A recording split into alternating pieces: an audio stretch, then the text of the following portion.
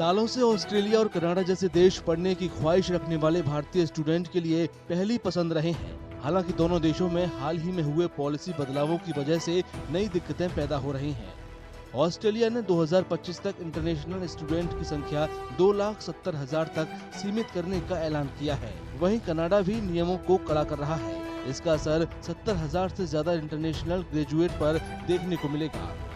इन बदलावों से कई भारतीय स्टूडेंट ये सोच रहे हैं कि विदेश में पढ़ाई करने के उनके सपने के लिए इसका क्या मतलब है। On the increasing trend that more and more students were going abroad, this is going to be reduced, and many of the students now will be willing to study in India because they know this is the base. They know that the chances of success are lower. So why would invest time and money there? If you see the example of Australia, their visa fees was 700 Australian dollars, and from the 2nd July they made it to from 700 to whopping 1,600 Australian dollars.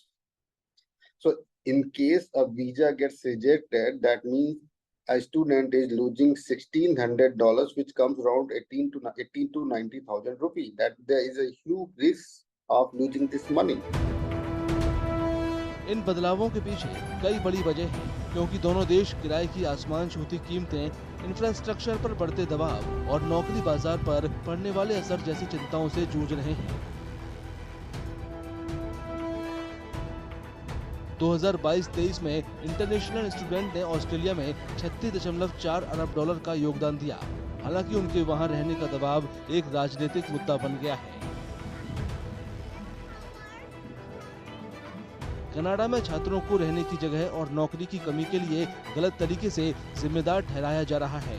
In policy बदलावों का मकसद ज्यादा टिकाऊ system बनाना है। हालांकि ये नई policy कई स्टूडेंट को अधर में छोड़ रही है। It is an administrative issue that these universities have failed to provide suitable housing in terms of accommodating the number of students that they admit each year. Say, for example, if a university is offering admission to about 100 international students, at the moment, they only have enough student housing to accommodate between 6 to 10% of these students into university housing. Australia और Canada के अपनी policy को सख्त बनाए जाने की वजह से भारतीय छात्र इस टकराव में फंस गए हैं। कई स्टूडेंट का भविष्य अनिश्चित है। इसके अंतर्राष्ट्रीय डिग्री और वहां बसने के सपने अधर में लटके हुए हैं। ये हालत स्टूडेंट को अपने स्टडी प्लान पर दोबारा सोचने पर मजबूर कर रही है। वहीं जापान, दक्षिण कोरिया और कुछ यूरोपीय देश संभावित विकल्प के तौर पर उभर रहे हैं। आने वाले साल भारतीय स्टूडेंट के लिए विदेश में पढ़ाई करने की तस्वीर को नई शक्ल देने में अहम साबित होंगे।